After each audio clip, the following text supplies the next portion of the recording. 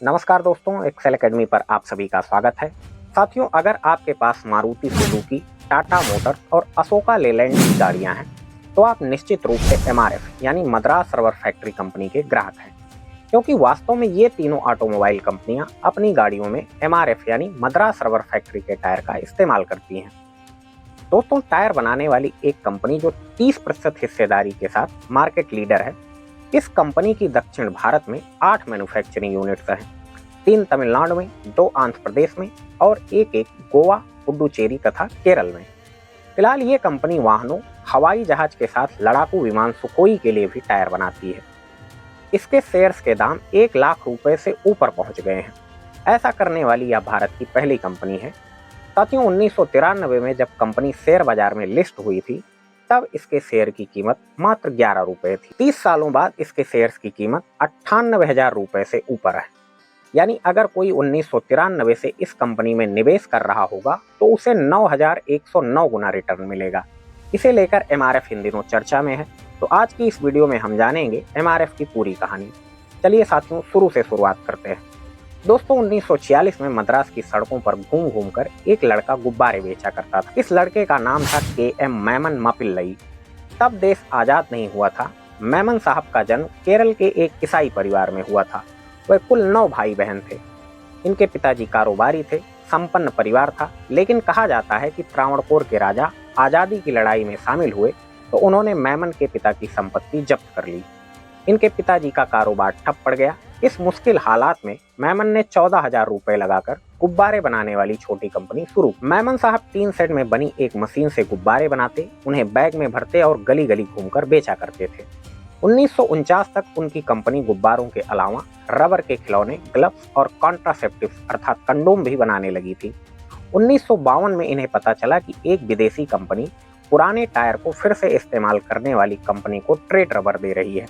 साथियों, यहाँ trade rubber से मतलब ये है कि वो रबर जो सड़क के संपर्क में आता है। मैमन साहब को लगा कि भारत में ट्रेड रबर बनाने की यूनिट क्यों नहीं लगा सकते हैं।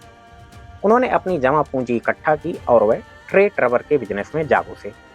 यहीं से आगे चलकर एमआरएफ की शुरुआत होती है। यही चीज़ आगे चलकर एमआरएफ बन जाती है।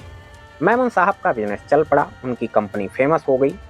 उस समय आप भारत की एकमात्र कंपनी थी जो ट्रेड रबर बना रही थी। इस क्षेत्र की बाकी कंपनियां विदेशी थीं। कंपनी बने दोस्तों 4 साल ही हुए थे, लेकिन उसका विस्तार बहुत तेजी से हो रहा था। कंपनी के अच्छी क्वालिटी के प्रोडक्ट लोगों को काफ़ी अधिक पसंद आ रहे थे। जल्द ही मैमन साहब की कंपनी का 50% बाजार पर कब्जा हो गया। इसी वजह से विदेशी कंपनियों को भारत छोड़कर भागना पड़ा। इसके बाद एमआरएफ ट्रेड रबर से टायर के सेगमेंट में दाखिल हुई। दोस्तों, 1960 में मैमन ने टायर बनाने की ठानी, लेकिन ये काम आसान नहीं था। ये बिना विदेशी कंपनियों की मदद लिए नामुमकिन था। ऐसे में एमआरएफ को अच्छी क्वालिटी के टायर बनाने के लिए विदेशी कंपनियों से मदद की ज़रूरत थी, ताकि उनसे टेक्नोलॉजी की मदद ली जा सके। मैमन साहब ऐसा करने में भी सफल रहे। यूएस की Mansfield tyre and rubber company MRF की मदद के लिए राजी हो गई। मैमन साहब ने एक नई मैन्युफैक्चरिंग यूनिट लगाई। यूनिट का उद्घाटन किया तमिलनाडु के तत्कालीन मुख्यमंत्री और ग्रेट लीडर के कामराज साहब ने। 1961 में टायर का पहला बैच बनकर तैयार हुआ।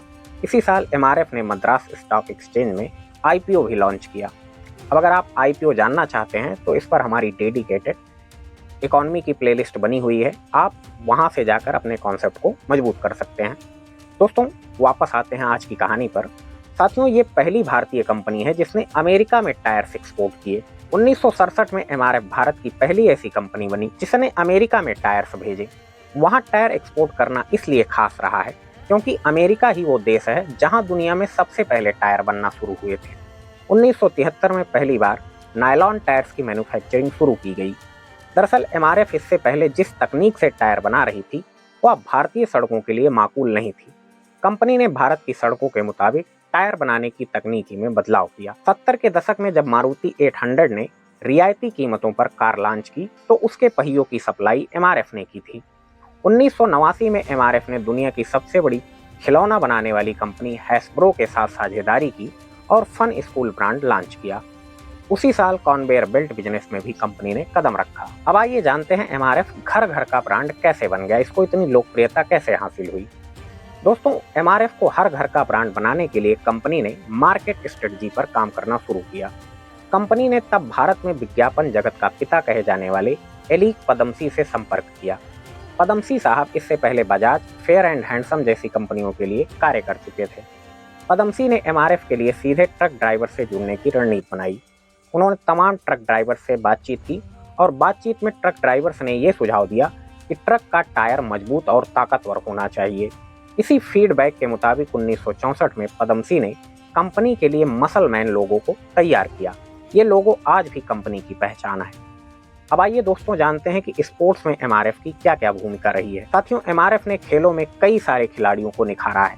1980 के दशक में कंपनी ने एमआरएफ पेस फाउंडेशन की स्थापना की। यह फाउंडेशन फास्ट बॉलर्स के लिए कोचिंग क्लिनिक की तरह काम करता है। एक समय था जब सचिन तेंदुलकर से लेकर धोनी तक के बल्लों पर एमआरएफ लिखा होता था। यह कंपनी की मार्केटिंग लिहाज से भी फायदेमंद साबित हुआ। क्रिकेट के अलावा कंपनी भारत में पहली बॉक्सिंग चैंपियनशिप भी लेकर आई। इसमें 39 देशों के खिलाड़ियों ने भाग लिया था। 90 के दशक के अंत तक एमआरएफ ने F3 रेसिंग कारों का भी निर्माण शुरू कर दिया। मद्रास मोटर स्पोर्ट्स क्लब के साथ एमआरएफ ने फार्मूला रेसिंग सीरीज शुरू की और भारत के पहले formula 1 racing car driver Narayan Karthikeyan को स्पॉन्सर किया। दोस्तों, 2007 में कंपनी ने बड़ा मुकाम हासिल किया। कंपनी की वेबसाइट के मुताबिक उसका सालाना टर्नओवर $1 अरब से ज्यादा हो गया था। सबसे मजेदार बात यह है कि इस मुकाम तक पहुंचने में उसे 46 साल लगे, पर इसे दोहराने में 4। 2011 में कंपनी का सालाना टर्नओवर $2 अरब हो गया। आज एमआरएफ के टायर दुनिया के 65 देशों में एक्सपोर्ट्स होते हैं। टायर के अलावा company tube, paint, conveyor belt और खिलौने के बाजार में भी अपनी धमक के साथ मौजूद है। एमआरएफ को फोर्ब्स इंडिया भारत की बेस्ट कंपनियों की सुपर 50 लिस्ट में पहली बार जगह मिली। कंपनी ने 2017 में भी बेहतर रैंकिंग के साथ इस लिस्ट में अपनी जगह बनाई थी। तो दोस्तों, आज की वीडियो को यहीं पर समाप्त करते हैं। मिलते हैं किसी और टॉपिक के साथ और आपसे अनुरोध है कि चैनल को सब्सक्राइब और वीडियो को लाइक तथा शेयर करना ना भूलें। बहुत बहुत धन्यवाद आपका।